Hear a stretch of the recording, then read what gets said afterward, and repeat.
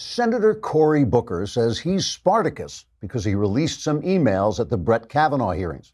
This is about the closest I'll probably ever have in my life to an I am Spartacus moment. Fact check. Is Cory Booker Spartacus? Let's find out. First, we have to determine what the senator meant by comparing himself to the Thracian gladiator who led a slave revolt against ancient Rome around 73 years before Christ. Was Booker comparing himself to the Spartacus from the pornographic Starz TV series? In which case he was trying to tell us he felt like an aristocrat's naughty daughter having graphic sex with a muscular gladiator.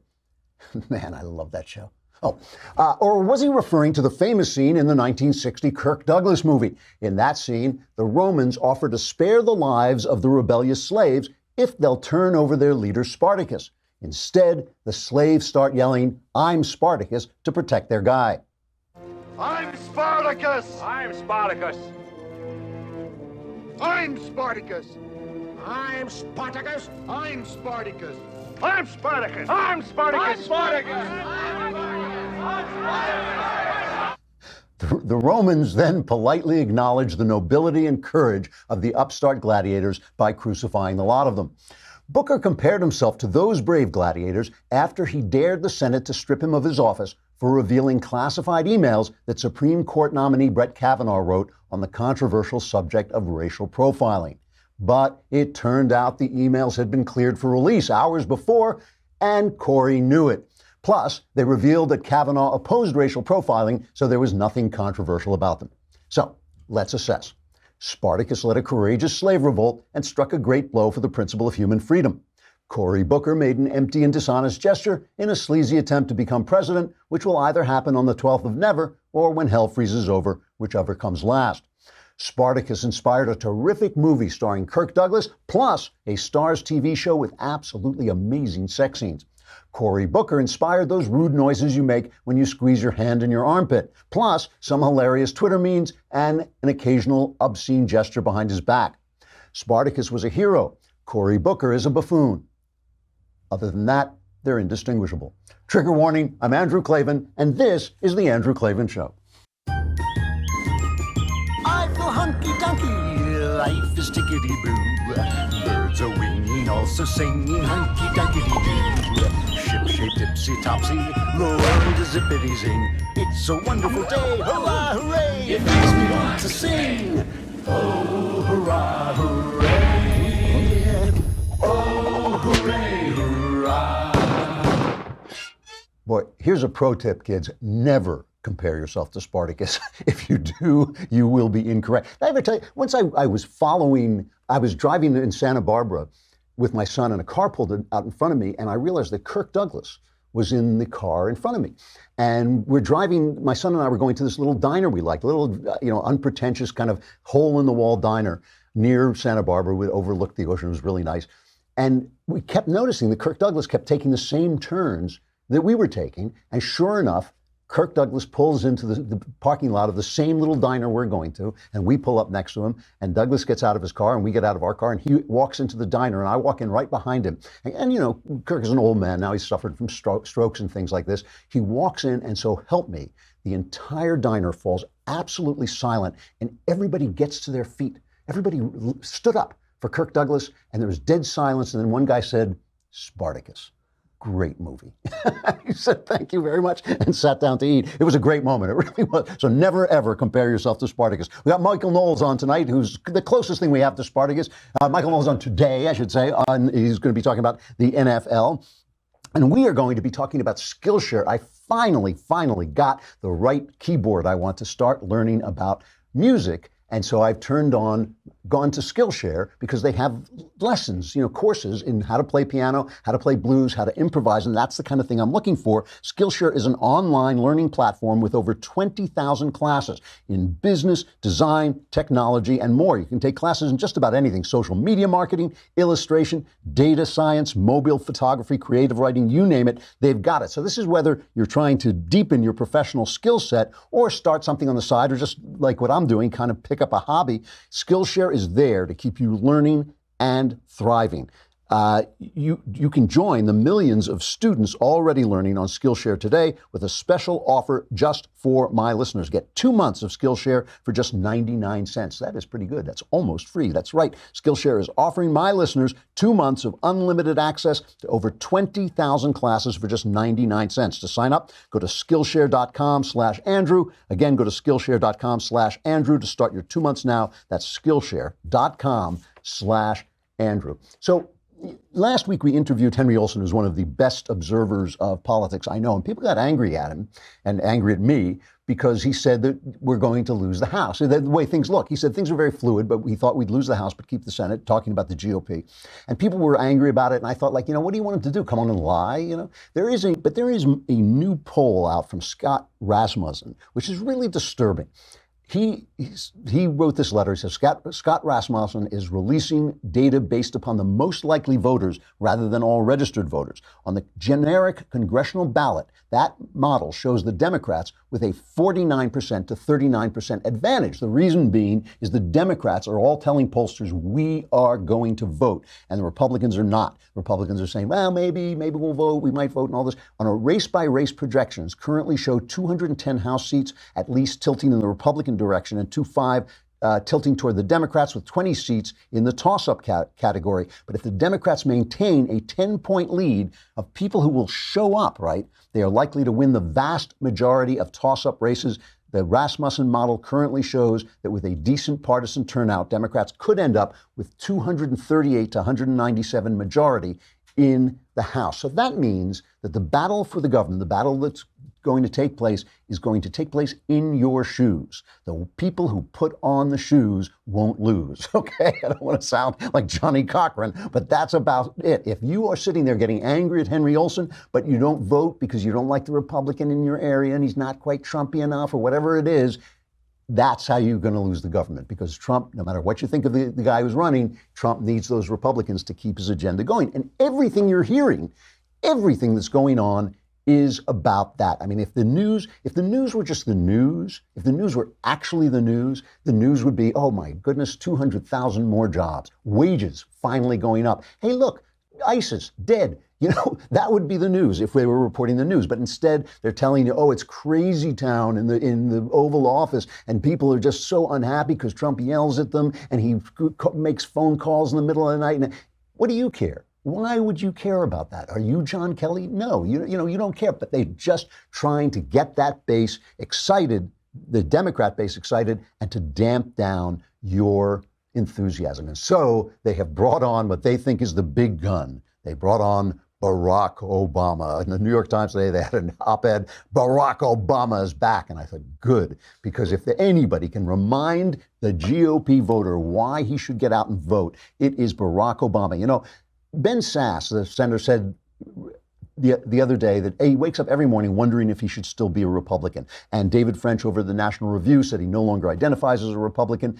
The problem with all that is that the world isn't taking place inside your head. It takes place in reality. And in reality, there are two operational parties. There are Democrats and the Republicans. If you're not a Republican, you were voting for Democrats, and the Democrats are Barack Obama and worse. Barack Obama is now kind of a centrist among Democrats. So he comes out and gives a speech. Now, this is breaking precedent for former presidents. They do not get so political that they come out and attack the guy in the Oval Office. Why? Because they know it's a hard job. They realize it's not good for the country to have two presidents fighting with each other. But that is not reasoning with Barack Obama's ego, which had to be brought to the scene separately in a tractor trailer. All right. Obama came in first, and then his ego backed up. They backed up, and the 15 guys had to carry his ego onto the stage. He was in Anaheim, and they had a big 1,000-seat arena, and instead, like about 700 people showed up. Compare that to Donald Trump. The 700 people were all dressed as Mickey Mouse, but I don't know how that happened, but that's the way it happened. So let's listen for a minute to remind ourselves of what Barack Obama thinks about us. This is Obama talking about who we, as the opposition party, are. Cut number 6. So neither party has had a monopoly on wisdom. Neither party has been exclusively responsible for us going backwards instead of forwards. But I have say this because sometimes we hear, oh, a plague on both your houses. Over the past few decades, wasn't true when Jim Edgar was a governor here in Illinois, or Jim Thompson was governor. Got a lot of good Republican friends here in Illinois. But over the past few decades, the politics of division and resentment and paranoia has unfortunately found a home in the Republican Party. That's you, folks.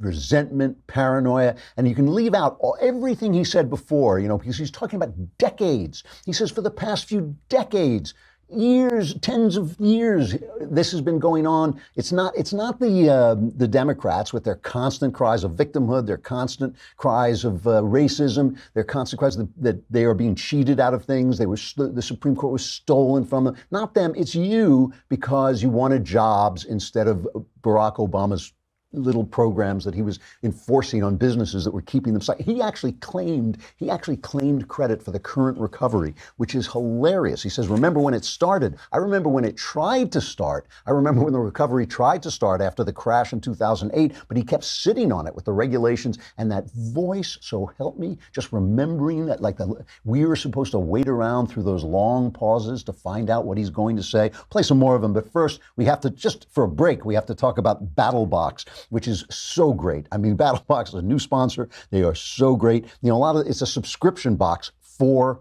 men. And when I say this is for men, you can't even let your wife see what is in these things. They sent me a survival kit. Knowles and I have been chasing each other around with the combat knives they send you in these things, and eventually I'm going to catch him, and then there won't be a Michael Knowles show anymore. So that'll be thanks to BattleBox. Most subscription boxes are full of samples and junk you'll never use, but not BattleBox. It's a monthly subscription box with the best products, new gear, innovative companies at a much lower cost than if you were to buy them individually. Plus, who doesn't like to get a package full of mystery adventure gear? I'm telling you, this box is incredible. Go to trybattlebox.com/Klavan and pick the box you want. They start at just $25 per month. Plus, they release a video for each new box so you can see what's coming and how to use it. They've shipped over 500,000 boxes, and they won the Best Men's Subscription Box 2017. Right now, our listeners get a free tactical knife when you sign up for your first BattleBox. You, too, can pretend to chase Knowles around the studio at trybattlebox.com/Klavan. Don't actually try that. That's trybattlebox.com/Klavan. And by the way, not only is there no E in Klavan, there's no E in BattleBox. It's BATTLBOX. BATTLBOX. Go to trybattlebox.com/KLAVAN. You got to listen to more of this Obama, because you just have to remember who he is.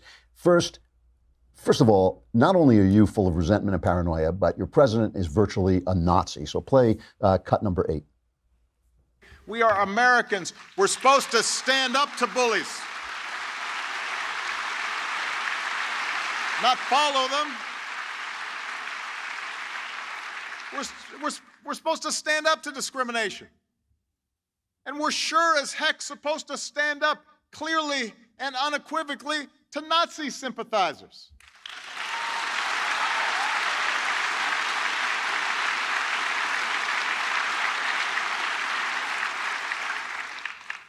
How hard can that be, saying that Nazis are bad?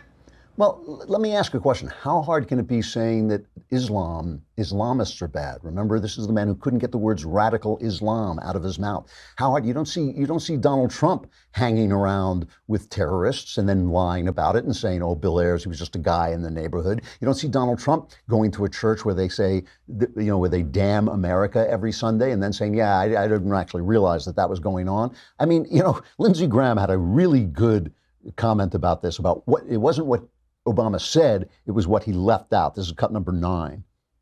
President Obama, it's not what you're making up, it's what you're leaving out. You're leaving out the fact that your attorney, General Loretta Lynch, told the FBI director, don't call the Clinton email investigation an investigation, call it a matter. You're forgetting to tell the public that the number 4 at the Department of Justice, Bruce Orr, wife worked for Fusion GPS, which was on the payroll by the Democratic Party, to hire a foreign agent to go to get dirt on candidate Trump and Russia. You're leaving out the fact that Mr. McCabe, the number 2 guy at the FBI, is under grand jury investigation for lying. You're leaving out the fact that the director of the FBI, under your watch, Mr. Comey, actually leaked internal memos for the express purpose of getting a special counsel appointed. You're not talking much about the Page-Strzok memos where they openly hated Trump in the tank for Clinton. Other than those few details, President Obama, you got it right. Yeah, and he didn't even get it right because he also had this. This was the most galling thing about it. I just have to play this stuff to remind you why you should put on your shoes, because if you don't put on your shoes, you lose. I mean, this is the thing that they are counting on. They are counting. All of this stuff is about making the Democrats so upset. All the stuff about, his management style, and he's gonna blow up North Korea because he's so out of control and all this stuff. All of it is about getting the base ginned up while you stay home because you think things are fine. Because look, you look around, you say, hey, I got a job, things are good, I don't really have to go out and vote. All of it can go away. Most presidents, accomplish everything they accomplish in the first 6 months in office. Trump has really been on a roll in the things he's done. He's been very aggressive and accomplished a lot of stuff. But Congress is always lagging behind, and you want them to start to legislate the kinds of things we want going on. So one more cut of Obama, because I got to play this one. This was the one that was most galling to me because of all the talk about how evil Trump is with the press. Think about it. Trump has done not one thing to hamper freedom of the press. And here is Obama talking about that. It shouldn't be Democratic or Republican to say that we don't threaten the freedom of the press because they say things or publish stories we don't like. I complain plenty about Fox News. But you never heard me threaten to shut them down or call them enemies of the people. He banned them from several press conferences. He tapped reporters' phones. He named James Rosen, Fox News reporter James Rosen, his Justice Department named him a criminal co-conspirator under the Espionage Act of 1917, because Rosen used a State Department contractor as a source for a story. He was also labeled a flight risk. Okay, he tapped, and Maggie Haberman, the Clinton hack, the woman who was identified in hacked Clinton emails as a friend to the campaign and is now covering the White House for the New York Times because that's how straightforward and honest they are. Maggie Haberman is tweeting, well, yes, Obama did some of those things, but he never called us enemies of the people. He never... it's like sticks and stones, lady. Really, this is insane. So anyway, they brought him back. So just remember he's out there. And meanwhile, again, talking to my pal David French over at National Review, talking to Ben Sass, remember, there's only two parties and the other party no longer stands for the Constitution. They were out there. Unbelievable, the stuff they had during this Kavanaugh hearing. They brought in the children from that Parkland shooting. They brought them. Why are children sitting there? They were sitting there complaining that, evil, Brett Kavanaugh was not going to overturn the Second Amendment, because they want legislation from the bench. So I just have to play this one cut of David Hogg. Michael Moore was holding a rally for his new film. Was that what it was for? Is in Canada, okay? And David Hogg, same guy, survivor from the shooting, gets up to make this speech. This is a wonderful speech. Just remember throughout this, he's in Canada, okay? I have a question for you guys. Who's ready to save America?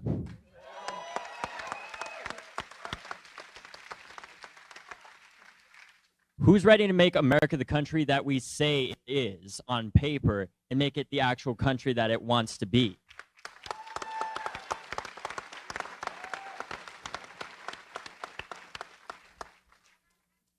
I think it's the most important thing to realize, however, is the problems that we face as a country. Whether it be water in Flint, Michigan, or the amount of mass incarceration of people of color that can't vote. In Florida, the amount of eligible African Americans that would otherwise be eligible to vote that can't because of a previous conviction is 21%. In Kentucky, it's 26%. In Mississippi and Alabama, it's 15 to 16%. These are people of color that have been historically discriminated against and still are to this day and have their voting rights taken away. It's Exactly. Turn that shame into your vote. If you're not Canadian. All right. So Canada is going to invade. So we should move. You know, I've always felt Trump should build another wall on our northern border to keep those people out. It's unbelievable. I only play that to make fun of him, but I only play it actually to make fun of the Democrats for bringing kids to this Kavanaugh hearing to talk about the Supreme Court. And let's listen to Kamala Harris, who is doing a better job than Cory Booker of running for president during this hearing. That's what they're both doing. Kamala Harris and Cory Booker are both running for president in these hearings. But Kamala Harris is doing a better job of it. She actually looks a little bit more statesman-like and a little bit more intelligent than Cory Booker, which isn't hard because Cory Booker just was not built for this. I mean, really, when you come in to the Senate, they hand you a little booklet, and rule number 4 on the booklet is never compare yourself to Spartacus, okay? That's the thing. So he didn't even read the little booklet. But Kamala Harris starts to challenge Brett Kavanaugh on the concept of unenumerated rights, okay? Rights that are not in the Constitution, and what the Supreme Court has said they are. And when listen to the way she refers to the Constitution, it's all worn and tattered, that Kavanaugh carries around in his pocket. He carries it around because he reads it all the time. He's clearly worn to the edges. Listen to what Kamala Harris says. So unenumerated rights is a phrase that lawyers use, but I want to make clear what we're talking about. It means rights that are protected by the Constitution, even if they're not specifically mentioned in the Constitution. So they're not in that book that you carry. So what we're talking about is the right to vote. That's an unenumerated right. The right to have children, the right to control the upbringing of your children, the right to refuse medical care, the right to love the partner of your choice, the right to marry, and the right to have an abortion.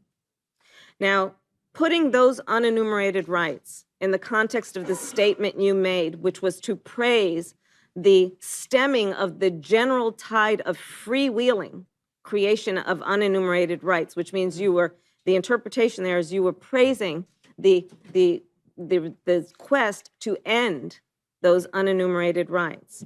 My question to you is, which of the rights that I just mentioned do you want to put an end to or roll back?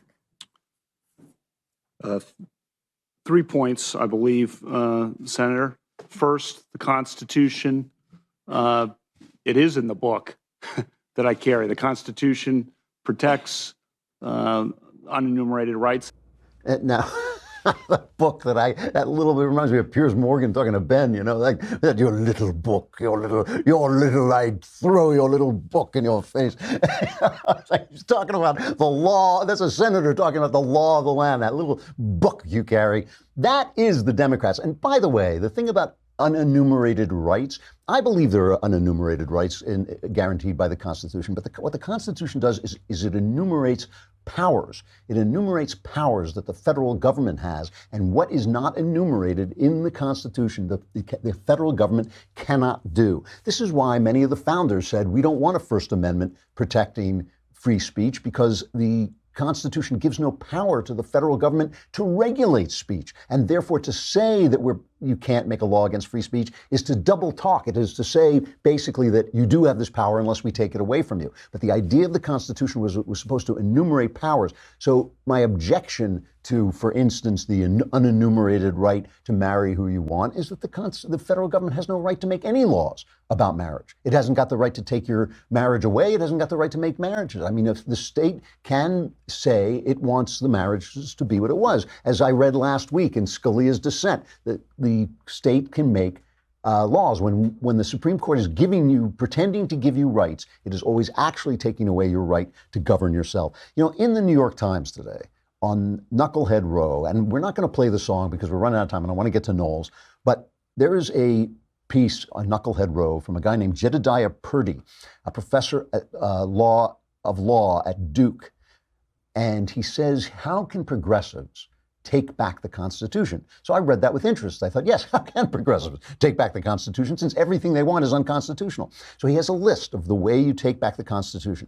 So the centerpiece, he says, should be how progressives take back the Constitution should be a constitutionalism of strong democracy, fighting against the vote suppression efforts of a Republican Party and letting former felons, incarcerated people, vote. So he wants former felons to vote, even though that has nothing to do with the Constitution, but he wants that's going to be their constitutional, the way the progressives reclaim the Constitution. Second, he says, progressive candidates and activists are pressing for a new conception of economic citizenship. Third, constitutionalism of just criminal justice. Activists are raising a new generation of questions about policing and the prison system. Who gets stopped? The system of money bail that keeps arrestees locked up simply because they cannot raise the cash to get out. Every political movement has its constitutional visions, from Great Society liberalism to Reaganite economic libertarianism and cultural conservatism. The work now is to define a jurisprudence of economic citizenship, strong democracy, and inclusive justice that will help a resurgent left reclaim the Constitution. But the problem is, none of that is in the Constitution. None of it is in the Constitution. So he wants to reclaim constitutionalism by using the word. That little book that you carry can say anything we want. You know, it's a living document. That little book that you carry, it's a living document. So since it's living, let it run away and stop bothering people while we make the laws that we want to make. There are only two parties, folks, only two parties. And if the party that is out of power gets back into power, it's going to be Barack Obama times 10. The investigations, the giveaways, the blocking of Trump's agenda. If that's what you want, then keep your shoes off. Keep your shoes off, because if you don't put on your shoes, you lose. And that's really what they're doing. They're just trying to gin up the base. You know, the New York Times is simply the Democrat spokesperson. That's all they are. They're the Democrat bullhorn. And the rest, and the networks as well. They're Democrat bullhorns meant to gin up the base while you get complacent and stay home. Hey, tomorrow we are going to be up in Santa Barbara, Rob and I, doing our show from not from the Reagan Ranch, but from the Reagan Center, right on State Street. So come on over, and if you're up in Santa Barbara, come on over. You can watch the show. I will also be making some remarks at the 9/11 memorial up there. They always have a very beautiful memorial where they put a flag in the beach, in the sand, for each of the people who were murdered on 9/11. And so I'll be making remarks there as well. So come on up. If you're in Santa Barbara, come and visit. All right, we got Michael Knowles coming up, but we have to say goodbye to Facebook and YouTube. They are simply not big enough to contain the magnificence of Michael Knowles. So you have to come on over to thedailywire.com, where you can listen to the rest of the show. But while you're there, subscribe. It's a lousy $10 a month, lousy $100 for the year, and then you can watch the whole show streaming right there.